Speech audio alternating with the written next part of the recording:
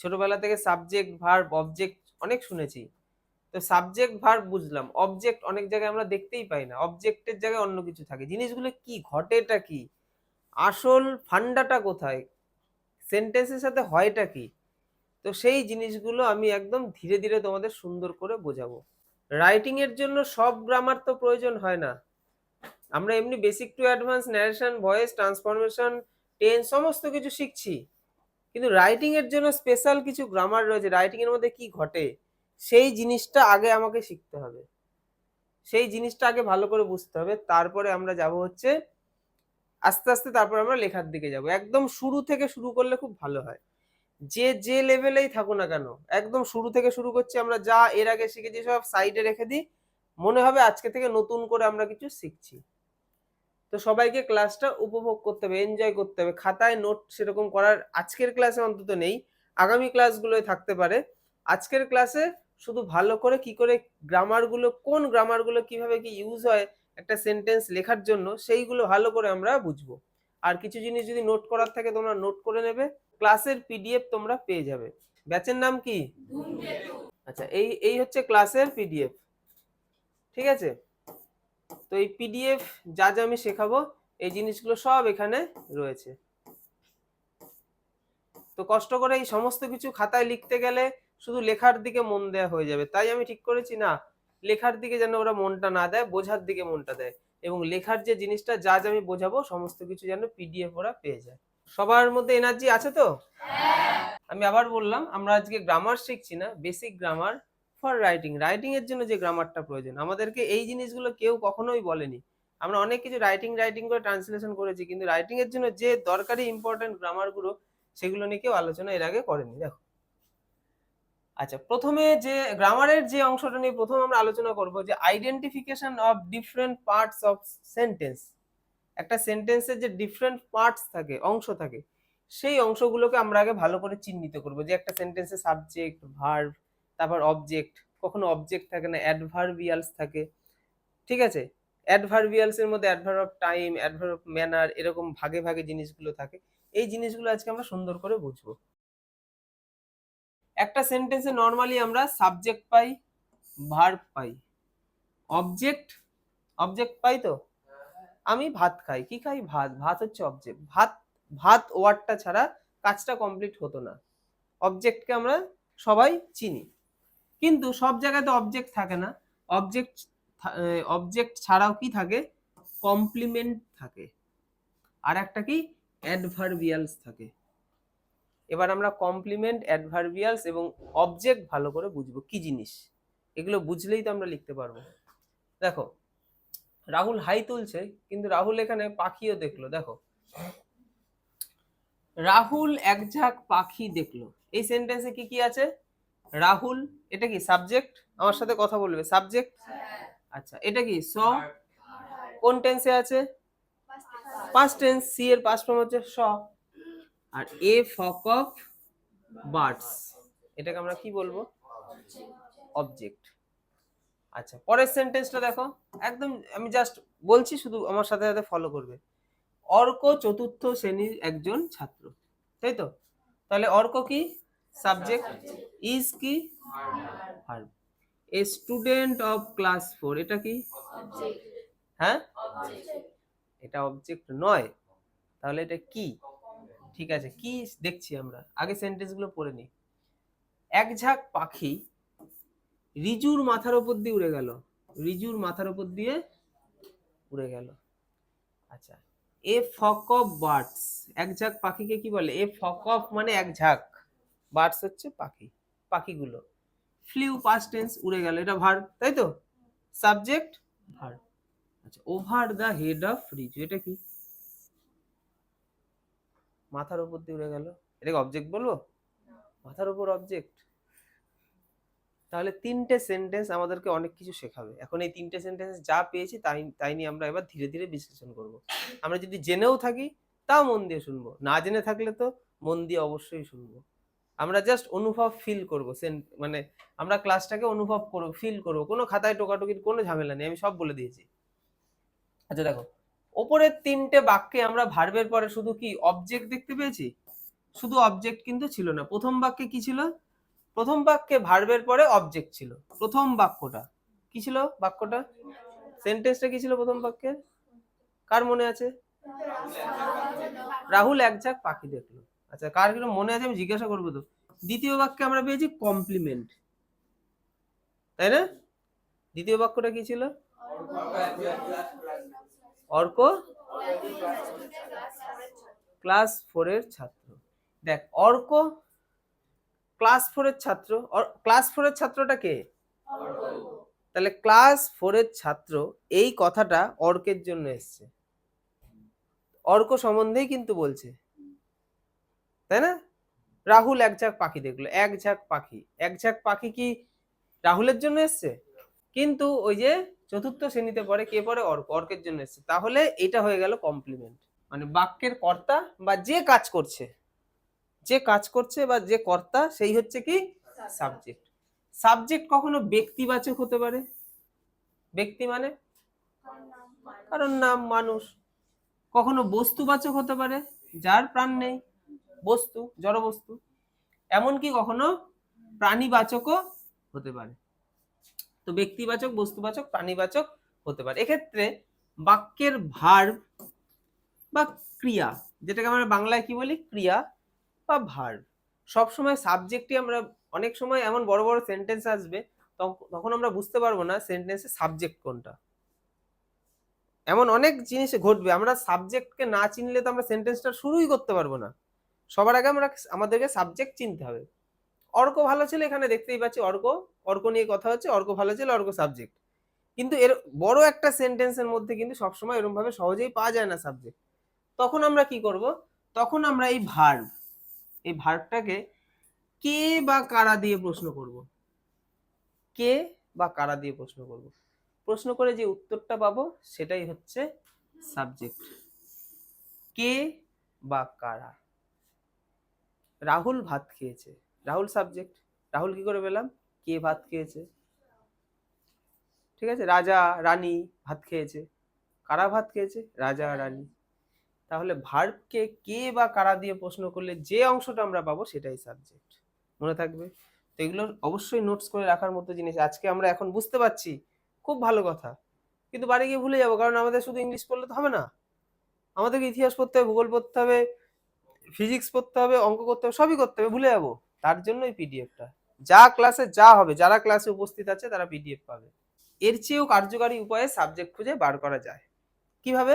আমরা অনুভব করব একটা সেন্টেন্সে কে কাজ করছে, এটা আমাকে একটু বুঝতে হবে, একটু অনুভূতির মধ্যে দিয়ে আমরা সাবজেক্ট খুঁজে পাই। হওয়া, করা, ঘটা, থাকা, কাজ করা, সেগুলো ভার্ব। তবে কখনো কখনো বাক্যে সুস্পষ্টভাবে ভার্বের উল্লেখ থাকে না, কোনো কোনো সেন্টেন্স আমরা ভার্বকে দেখতেই পাই না, দেখতেই পাই না। সেটাও দেখাবো তোমাদেরকে। দেখো, যেমন সে একজন ছাত্র, সেটা কে? সাবজেক্ট। একজনটা কি? পার্ট অফ স্পিচে একজনটা কি? আর্টিকেল। এটা হচ্ছে আর্টিকেল। এটা কি? এটা হচ্ছে সাবজেক্ট। ছাত্র, হ্যাঁ ছাত্র। সে আর ছাত্র তো একই জিনিস, তাহলে ছাত্রটা কি? হ্যাঁ, ছাত্র হচ্ছে কমপ্লিমেন্ট। আচ্ছা, এবার এখানে ভার্ব কোথায়? ভার্ব কই? ভার্ব আছে? নেই। তো সেন্টেন্সটা তাহলে আমরা যখন ইংলিশে লিখবো, ট্রান্সলেশন কি করে করব? আমরা লিখবো সি বা হি এ স্টুডেন্ট। হ্যাঁ, মূর্খ মূর্খ লাগছে না? আচ্ছা, এখানে সুস্পষ্টভাবে ভার্ব কিন্তু দেখতে পাচ্ছি আমরা, এই দেখতে পাচ্ছি না, তখন আমরা কি করব? বি ভার্ব ইউজ করব। বি ভার্ব ইউজ করব। আমরা বি ভার্ব চিনি তো? হ্যাঁ, বি ভার্ব, প্রেজেন্ট টেন্সের বি ভার্ব আছে, পাস্ট টেন্সের বি ভার্ব আছে। আমরা সেন্টেন্সটা যদি দেখি প্রেজেন্ট টেন্সে চলছে, তাহলে কি বসাবো? অ্যাম ইজ আর এর মধ্যে বসাবো। যদি দেখি পাস্ট টেন্সে চলছে, কি? ওয়াজ। প্রেজেন্ট টেন্সে অ্যাম কার সাথে বসে? আই এর সাথে। এম হচ্ছে আই এর জন্য। ইজ সিঙ্গুলার, আর প্লুরাল, এগুলো আমরা জানি। আচ্ছা, ওয়াজ সিঙ্গুলার, ওয়্যার প্লুরাল, এগুলো তোমাকে জানতেই হবে, ঠিক আছে? এবার সিঙ্গুলার প্লুরাল বলে জিনিসগুলোকে বোঝালাম। দেখো আচ্ছা, এখানে কি ভার্ব হিসেবে তখন ধরে নিতে হবে সে একজন ছাত্রকে, তখন আমরা কিভাবে ধরে নেব, সে হয় একজন ছাত্র, হয় কথাটাকে ধরে নিতে হবে। বোঝা গেল? সে হয় একজন ছাত্র। কোনো ভার্বকে কি বা কাকে দ্বারা প্রশ্ন করলে যদি ভার্বের ডান দিক থেকে উত্তর পাওয়া যায়, সাধারণত ওই উত্তরটি অবজেক্টের কাজ করে। ভার্বের ডান দিক থেকে, মানে ভার্ব এখানে বসলো, তার ডান দিক কোনটা, এই দিক। কাজল কাজল একটি গান গায়, সেন্টেন্সটা ভালো করে বোঝার চেষ্টা করো। কাজল একটি গান গায়, তাহলে কাজল সাবজেক্ট, ঠিক আছে। গান গায় সিংস, এটা কি ভার্ব।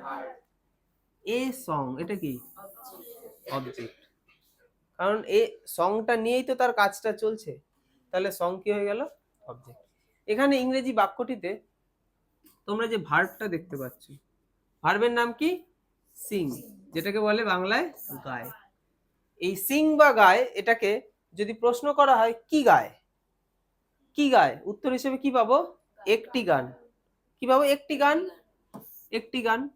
সুতরাং এই বাক্যে এ সং বা একটি গান অবজেক্টের কাজ করছে, এটা তো আমরা দেখেই বুঝতে পারছি। আমি তাকে একটি বই দিলাম, আমি তাকে একটি বই দিলাম। তো এই সেন্টেন্সটাকে ট্রান্সলেশন করব, আই, আমি, আমি কি, আই সাবজেক্ট, তাহলে আমি হিসেবে আই।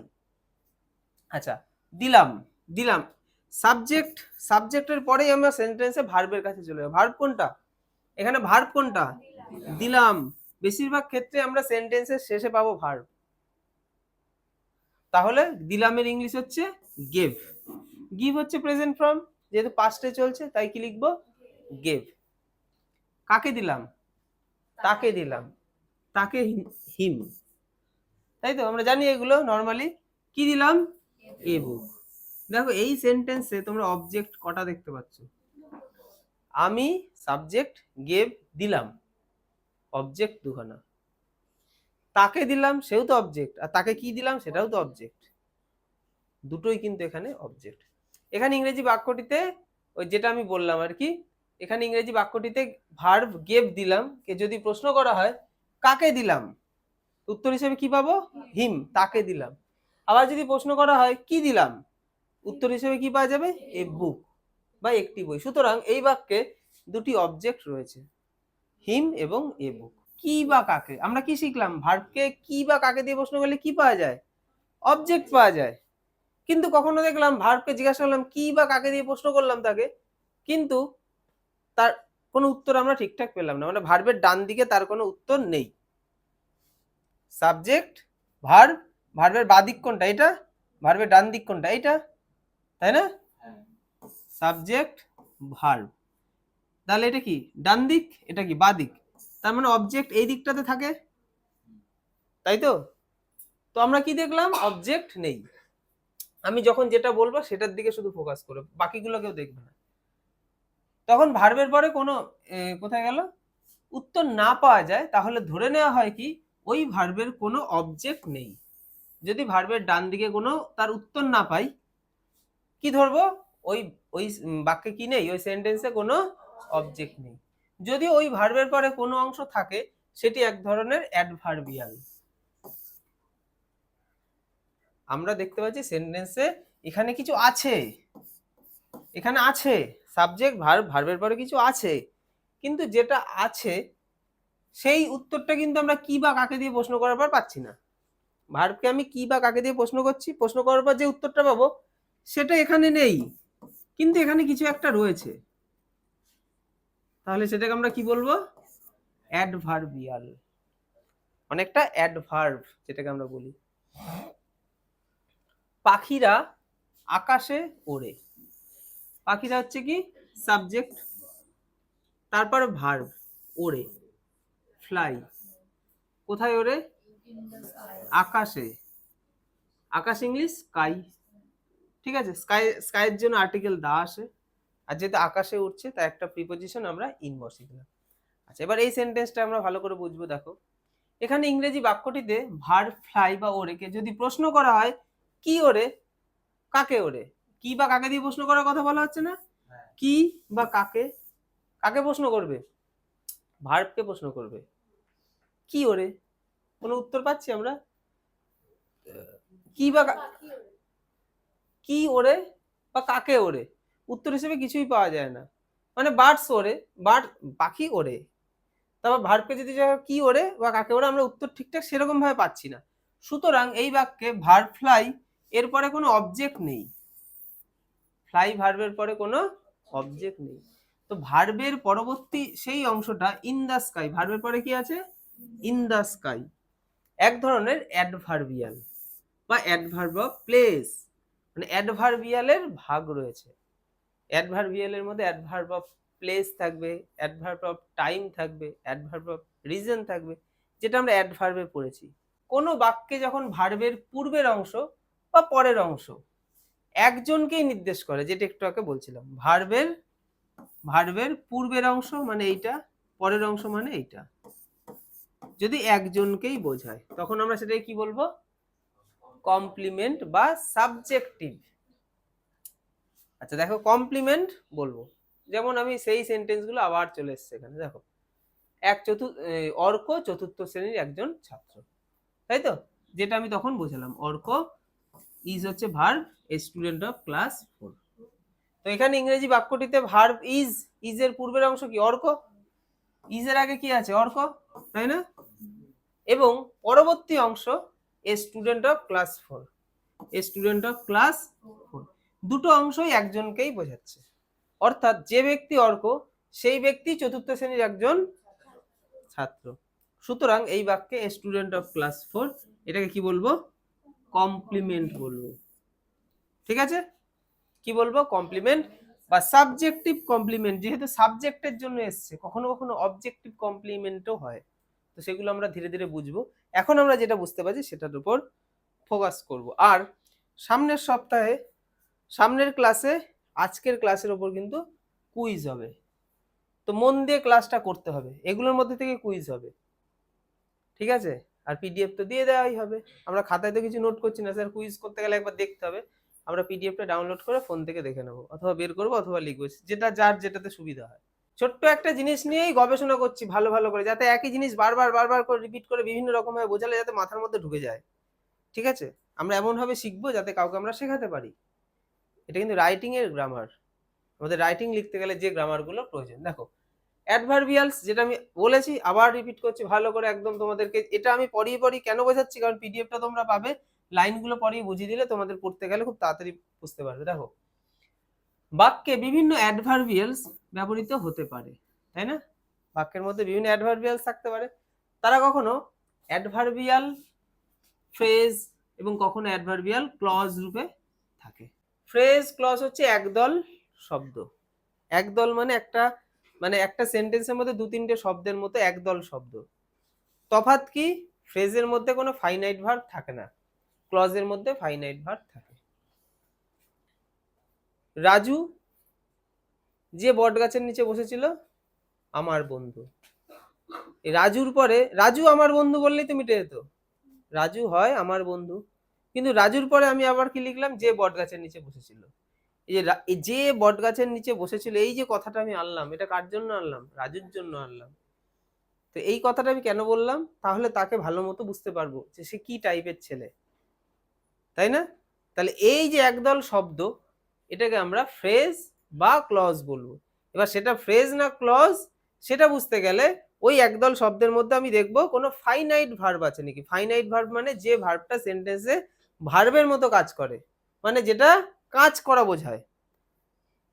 টু প্লাস ভার্বের ফার্স্ট ফর্ম, এটা তো সবসময় ফাইনাইট ভার্ব নয়, ঠিক আছে। আমরা অনেক সময় দেখতে পাই টু প্লাস V1, সেগুলো তো ফাইনাইট ভার্ব নয়, মানে একটা ভার্ব থাকবে যেটা কাজ করা বোঝাচ্ছে।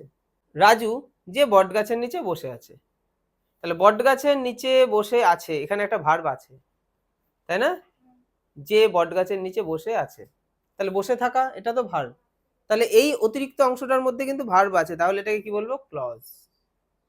হ্যাঁ, বুঝতে পেরেছিস। আর যদি ভার্ব না থাকতো তাহলে সেটা কি হয়ে যেত, ফ্রেজ। আমি বাংলায় জিনিসগুলো বোঝানোর চেষ্টা করছি, কারণ আমরা বাংলাটা খুব ভালো বুঝি, তাই না। আচ্ছা, তো কি বললাম, অ্যাডভার্বিয়ালস কখনো ক্লজ হতে পারে, কখনো ফ্রেজ হতে পারে।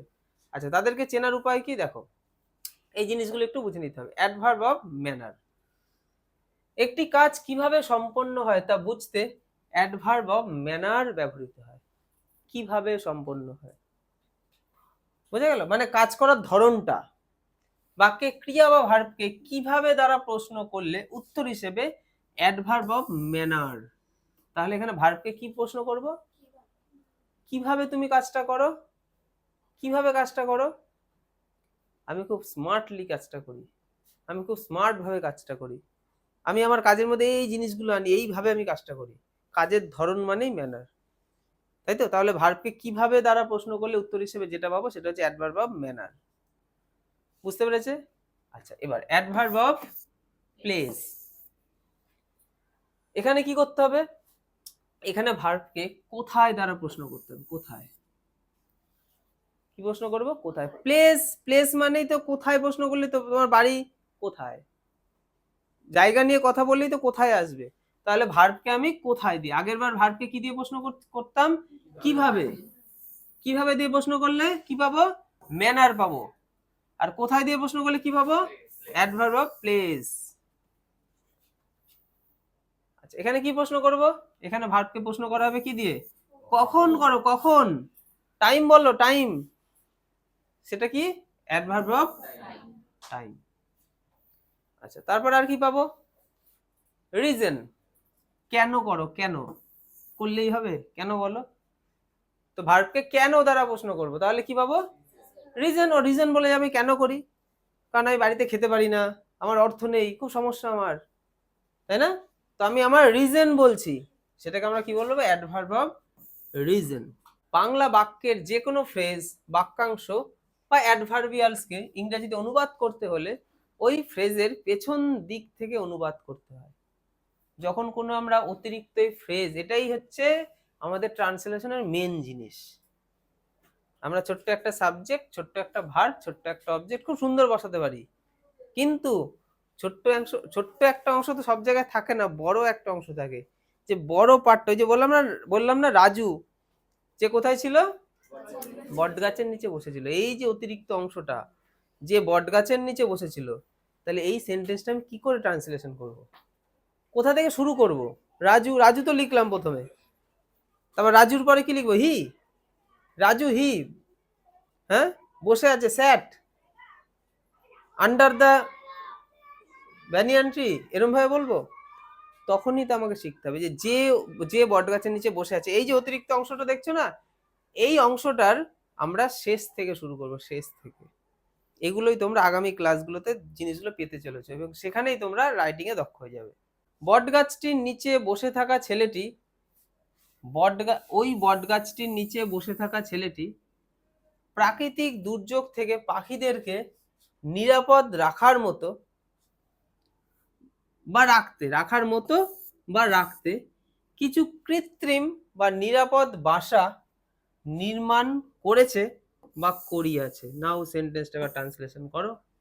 আমি ভাত খাই, আমি ঘুরতে যাই, আমি কাপড় কাচি, খুব মজা লাগে। এবার করতে হবে তো। আমরা ইংলিশে রাইটিং লিখবো, আগামী দিনে চাকরি পরীক্ষা প্রিলিমিনারি পাস করব, তারপর মেন্স পরীক্ষা পাস করব, মেন্স পরীক্ষা রাইটিংও থাকে, বড় বড় চাকরি পরীক্ষায়। কি করব তখন আমরা? আমাদেরকে লিখতে হবে তো, এসে লিখতে হবে। হ্যাঁ, আমাদের স্কুলের পরীক্ষা তো এমন হয়, অনেক সেন্টেন্স এরকম থাকে বড়, বাংলায় তো বড় করে ভেবে নিলাম, বাংলায় তো আমরা এত বড় ভাবতেই পারি, ইংলিশে লিখতে পারি না। এটাই আমরা শিখবো। গ্রামারের বই কিন্তু বাজারে প্রচুর পাওয়া যায়, পিসি দাসের বিগিনার্স, আরো বই আছে না, অনেক বই। রাইটিং এর ঠিকঠাক বই তোমরা পাবে না, রাইটিং এর বই ঠিকঠাক পাবে না। রাইটিং এর এরকম কোনো বই হয় না যে ইংলিশ রাইটিং লিখবো। তুমি রাইটিং এর বই দোকানে কিনতে যাও, কিভাবে? এই যে কিছু গুরুত্বপূর্ণ রাইটিং দিয়ে দিল, বা কিছু গুরুত্বপূর্ণ বাংলা দিয়ে দিল, মানে বাংলায় লেখা রয়েছে কাহিনীটা, তার ইংলিশে ট্রান্সলেশন করে দেওয়া আছে, বা দু একটা কিছু লেখা আছে। রাইটিং এর কিন্তু ঠিকঠাক জিনিস পাওয়া যায় না। মানে আমি যে তোমাদের রাইটিং এর ক্লাসটা করাচ্ছি, এটা কিন্তু সবাই এভাবে করায় না। তো খুব মন দিয়ে করো, তোমরা যেটা পাচ্ছ এই জিনিসটা কিন্তু কেউ পায় না। বিশেষ করে আমরা বেঙ্গলি মিডিয়ামে যারা রয়েছে তাদের কাছে এই সমস্ত জিনিসের অ্যাভেলেবেল ব্যাপারটা খুব কম। এই ছেলেটি হচ্ছে এই সেন্টেন্সে মেন হচ্ছে সাবজেক্ট, এবং ছেলেটি সম্বন্ধে এই এক্সট্রা কথাটা বলা হয়েছে, ওই বট গাছটির নিচে বসে থাকা। ঠিক আছে, তাহলে এটাকে আমরা স্ট্যান্ডিং এর জায়গায় কি করে নেবো? সিটিং করে নেবো, যেহেতু বসে আছে। আচ্ছা, সাবজেক্ট, এবার আমরা ভালো করে বুঝি, সাবজেক্টটি কয়েকটি শব্দ নিয়ে গঠিত হওয়ায়, কয়েকটি শব্দ নিয়ে গঠিত, তো সাবজেক্ট তো কোনো একটা নয়, অনেক কটা শব্দ রয়েছে, যেগুলোকে একটা এক একটা কি বলে শব্দ, ইংলিশে কি বলে ওয়ার্ড, একটি ফ্রেজের কাজ করছে। এটা একটা ফ্রেজ, এটা একটা ফ্রেজ, এটা একটা ফ্রেজ। কেন ফ্রেজ বলছি? এখানে ফাইনাইট ভার্ব নেই। কেন স্যার? সিটিং আছে, স্ট্যান্ডিং আছে, এগুলো ফাইনাইট ভার্ব নয়। তো সাবজেক্টটি কয়েকটি শব্দ নিয়ে গঠিত, তাই এটা একটা ফ্রেজের মতো কাজ করছে। এবং এই ফ্রেজটাকে আমায় কি করতে হবে? পেছন দিক থেকে অনুবাদ করতে হবে, ট্রান্সলেট করতে হবে। পেছন দিক থেকে, দেখো পেছন দিক থেকে কিভাবে? ওই বটগাছটির নিচে বসে থাকা ছেলেটি, মানে ওই ছেলেটি বটগাছের নিচে বসে আছে। এখানে যে কোনো ছেলের কথা বলা হচ্ছে না, ছেলেটি, এই যে দা বয়, এই ওই ছেলেটি দা বয়, এগুলোই জানলে তুমি রাইটিং লিখতে পারবে। আমরা কোথা থেকে শুরু করবো জানি না তো। আমরা কিন্তু এত বড় একটা সেন্টেন্স, তা কিন্তু খণ্ড করেছি না? খণ্ড করে কি পেয়েছি? আমরা সাবজেক্টের পার্টটাকে নিয়ে এখন গবেষণা করছি। তাহলে আমরা সাবজেক্টের পার্টটাকে নিয়ে গবেষণা করছি, তার মানে এমন নয় এটা তো পুরোটাই সাবজেক্ট, আমরা এখান থেকে লিখে দিই এ বট গাছ, এসব হবে না। সাবজেক্টের পার্টটা যদি বড় হয়, তাকে শেষের থেকে অনুবাদ করতে হবে। বোঝা গেল? তাহলে ছেলেটি কি? দা বয়। আচ্ছা, তারপরে কি? বসে আছে। কি আছে? বসে থাকা। দেখো এবার স্যার বলেছে লাস্টের থেকে করতে, তাহলে থাকাটা লিখবো আগে, তারপর বসে, তারপর নিচে। না, লাস্টের দিক মানে এরকম নয় সিঙ্গেল সিঙ্গেল ওয়ার্ড। আমাকে ওয়ার্ডটা বুঝে দেখতে হবে যে এই ওয়ার্ডটা কি তার আগের ওয়ার্ডটা একসাথে রয়েছে, তাই না? হ্যাঁ, তো থাকা না বসে থাকা? বসে থাকা, এরা দুজন একসাথে, এদের দুজনের হৃদয় মন আত্মা সব এক। যেমন রিয়া এবং আহেলির হৃদয় মন আত্মা এক, ওরা একসাথেই বসবে, যেখানেই বসবে একসাথেই বসবে, কাউকে নিয়ে কথা বলতে হলে একসাথে ওরা বলবে, খুশুর খুশুর খুশুর খুশুর, ঠিক এমন। তো বসে থাকা, এদের হৃদয় আত্মা সব এক। তো তখন আমি কিন্তু থাকাটাকে আগে লিখবো না, আগে বসে লিখবো, তারপরে থাকা লিখবো, তাই তো? তো দা বয় হয়ে গেল। আচ্ছা, বসে থাকা, তো বসে থাকা এরকম সিঙ্গেল সিঙ্গেল তো ওয়ার্ড হয় না। হ্যাঁ, একটা সিঙ্গেল মানে বাংলায় দুটো ওয়ার্ড, ইংলিশে একটা ওয়ার্ডেই কমপ্লিট। তাহলে কি লিখবো? স্ট্যান্ডিং, সিটিং হবে। দাঁড়িয়ে নেই, দাঁড়িয়ে হলে স্ট্যান্ডিং হতো, ঠিক আছে। তোমরা এখানে কি করবে? সিটিং, ঠিক আছে। আচ্ছা, তারপরে কি আছে? নিচে, নিচেকে কি লিখবো? আন্ডার। ওই, এই যে এবার বলবো স্যার লাস্টের থেকে আগে বটগাছ লিখি তারপর ওই লিখি, না, এদের দুজনের মন হৃদয় আত্মা সব এক হয়ে রয়েছে, এদেরকে আলাদা করা যাবে না। তাহলে প্রথমটাকে আগে লিখবো, ওই বটগাছটি। তাহলে এটা কি লিখবো? ওইকে কি বলবো? নির্দিষ্ট করা হচ্ছে দা বটগাছ হচ্ছে ব্যানিয়ান ট্রি। কি সুন্দর না? আচ্ছা, তারপরে নির্মাণ, তাহলে সেন্টেন্সটা তৈরি হলো কিরম ভাবে? The boy sitting under the banyan tree. আমাদের সেন্টেন্স গঠন হয়ে গেল। কি কঠিন জিনিস এর মধ্যে রয়েছে? The boy sitting under the banyan tree, এই যে সেন্টেন্সটা কি করে তৈরি হলো, আমি কিন্তু ভেঙে জিনিসটাকে বোঝালাম, না বুঝলে আমি আবার বোঝাবো। আমার যে বড় অংশটা তৈরি হচ্ছে, আমি কোথা থেকে ট্রান্সলেশন করব? লাস্টের থেকে। তাই আমরা লাস্টের থেকে করতে করতে গেলাম। কোনো কঠিন ব্যাপার আছে? আমরা ইংলিশ নিজেরা লিখতে পারবো না? হ্যাঁ, এবার বড় অংশ আমরা লিখবো না। আমরা যখনই দেখবো একটা বড় অংশ, আগে আমরা সেন্টেন্সটাকে পার্টে পার্টে ভাগ করব, সাবজেক্ট চিনবো, ভার্ব চিনবো, অবজেক্ট চিনবো, দিয়ে এবার সাবজেক্টটা বড় হতে পারে, অবজেক্টটা বড় হতে পারে, বড় অংশটাকে আলাদা করব এবং ওই আলাদা অংশটা লাস্টের থেকে লিখবো। নির্মাণ করেছে বা করিয়াছে, নির্মাণ করেছে বা করিয়াছে। দেখো এখানে আমরা কি পাচ্ছি? কোন টেন্স? আমরা স্যার দেখতে পাচ্ছি প্রেজেন্ট পারফেক্ট। না দেখলেও বলতে পারতাম মানব, পারতাম। কোনো একটা কাজ কিছুক্ষণ আগে হয়ে গেছে, তার রেস রয়েছে, প্রেজেন্ট পারফেক্ট। আচ্ছা, তাহলে হ্যাজ বুইল্ড, প্রেজেন্ট পারফেক্টে কি আসে? সাবজেক্ট যদি সিঙ্গুলার হয় তাহলে হ্যাজ, যদি প্লুরাল হয় তাহলে হ্যাভ। ভালো করে বুঝে নাও, যারা গ্রামারের ভিত যাদের দুর্বল তারা ভালো করে বুঝে নাও। সাবজেক্ট সিঙ্গুলার হলে হ্যাজ, প্লুরাল হলে হ্যাভ। যদি গুলিয়ে যায়, হ্যাজের মধ্যে দেখো তিনটে ওয়ার্ড রয়েছে, এই ওয়ার্ড না সরি অ্যালফাবেট রয়েছে, আর হ্যাভের মধ্যে কটা থাকে? এইভাবে আমরা কিন্তু নিজের কনফিউশন দূর করতে পারি। এখানে কটা রয়েছে? 1 2 3 4।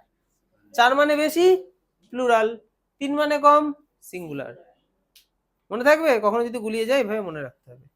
আচ্ছা, পারফেক্টের নিয়ম কি? এই যে হ্যাজ বা হ্যাভ যাই বসুক তারপরে ভার্বের 3 নম্বর ফর্ম বসবেই বসবে। তুমি যদি না লেখো সেন্টেন্সে তাহলে তুমি সেন্টেন্স লিখতেই জানো না। প্রাকৃতিক দুর্যোগ থেকে পাখিদের নিরাপদ রাখার মতো বা রাখতে, এই দুটোর মধ্যে কোনো একটা আমরা এখানে ইউজ করতে পারি। কিছু কৃত্রিম এবং নিরাপদ বাসা। এই পুরো পার্টটা হলো অবজেক্টের পার্ট। তাহলে স্যার কিভাবে আমরা ট্রান্সলেশন করব? কিভাবে ট্রান্সলেশন করব? আমরা এটাকে খণ্ড খণ্ড করব। তাহলে এখানে এই অংশ, এই যে এই দুটো পার্ট সেন্টেন্সে ছিল, এদের হৃদয় আত্মা এক হয়ে রয়েছে। তো যাদের হৃদয় আত্মা এক হয়ে থাকবে তাকে আমরা প্রথম থেকে লিখব, মানে সেই অংশটাকে আমরা প্রথম থেকে লিখব। আমরা লিখছি লাস্টের থেকেই, কিন্তু যাদের হৃদয় আত্মা এক তাদেরকে আমরা প্রথম থেকে, সেই অংশটুকু প্রথম থেকে লিখব। প্রথমে কিছু কিছু ইংলিশ জানি আমরা, হ্যাঁ, সাম, এটা তো আমরা জানি স্যার। আমরা ইংলিশ রিডিং পড়ি, কত রাইটিং মুখস্থ করে লিখি, এগুলো আমরা পাই না? এগুলো তো জানতেই হবে। আচ্ছা, কৃত্রিমকে কি বলে? আর্টিফিশিয়াল। কি বলে? আর্টিফিশিয়াল। এবং এন্ড, তাই তো, নিরাপদ, সেফ, বাসা, নেস্ট। কি সুন্দর আমরা পেয়ে গেলাম, সাম আর্টিফিশিয়াল এন্ড সেফ নেস্ট। এই যে নিরাপদ রাখার মতো, এখানে নিরাপদ রাখার মতো বা রাখতে, এই অংশটা হচ্ছে হৃদয় আত্মা এক। টু প্রোটেক্ট, এই যে তে কথাটা যখন চলে আসে না, তখন টু প্লাস ভার্বের ফার্স্ট ফর্ম বসাতে হয়, নিরাপদ রাখতে। তাহলে টু প্রোটেক্ট, টু, এই যে টু প্রোটেক্ট, এই যে পাখিদের, পাখিদের, তাই তো? তাহলে পাখি কই? বার্ডস, পাখিদেরকে বার্ডস। কোথা থেকে? প্রাকৃতিক দুর্যোগ।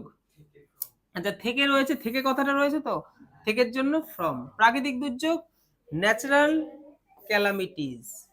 The boy standing under the banyan tree. ওই যে বিশাল বড় সাবজেক্টটা ছিল, এই সুন্দর করে আমরা ট্রান্সলেশন করে ফেলেছি।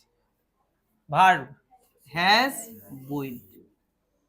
Object, some artificial and safe nest to protect birds from natural calamities. ক্রিয়া মানে কি?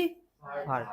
তো ক্রিয়াতে কোনো একটি কাজের পেছনে আরেকটি উদ্দেশ্য থাকলে ইনফিনিটিভ টু প্লাস ভার্ব, ভার্বের বেস ফর্ম মানে ভার্বের ফার্স্ট ফর্ম, ফার্স্ট ফর্মকে কি বলে? বেস ফর্ম, ব্যবহৃত হয়।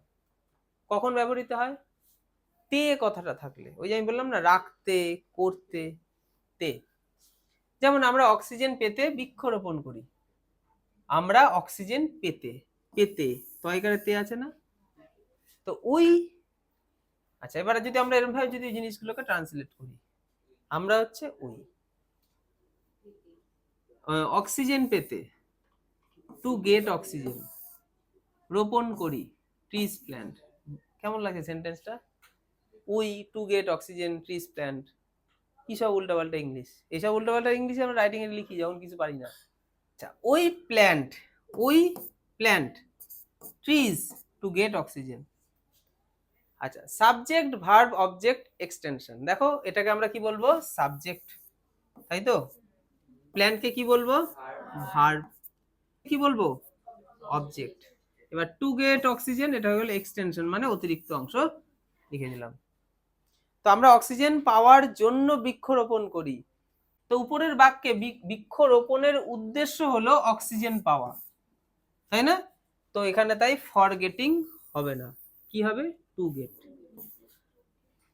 জন্য বোঝাতে আমরা ফর ব্যবহার করি, তাই ফর কথাটা লিখতে আমাদের বেশি ইচ্ছা করে। কিন্তু কেন ফর হবে না? যদি কোনো কিছুর উদ্দেশ্যে কোনো একটা কিছু আমরা করি, আমরা পড়াশোনা করছি চাকরি পাওয়ার উদ্দেশ্যে, টু গেট বসাবো। এখানে ফর, ভার্বের আইএনজি, এই জিনিসগুলো নিয়ে সব আলোচনা হবে। টু গেট, এই ইনফিনিটিভ, সব আগামী ক্লাসগুলো এগুলো নিয়ে আমরা বিস্তারিত ভেঙে ভেঙে ভেঙে ভেঙে আলোচনা করব।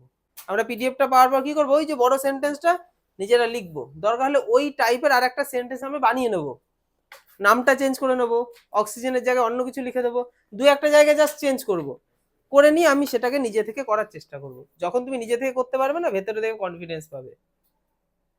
তো বাড়িতে আমাদেরকে এভাবে প্র্যাকটিস করতে হবে, ঠিক আছে? তো অনলাইনে এবং অফলাইনে তোমরা যারা আছো, তোমাদের সবার জন্যই আজকের ক্লাসটা খুব গুরুত্বপূর্ণ ছিল, এবং আগামী ক্লাসে সবাই অবশ্যই আসবে। তাহলে তোমরা ধীরে ধীরে ধীরে ধীরে হবে। কনসিস্টেন্সি ইজ দ্য কি অফ সাকসেস। একদিনে হয় না, একদিনে আমি তোমাদেরকে রাইটিং শেখাতে পারবো না, ধীরে ধীরে ধীরে ধীরে হবে।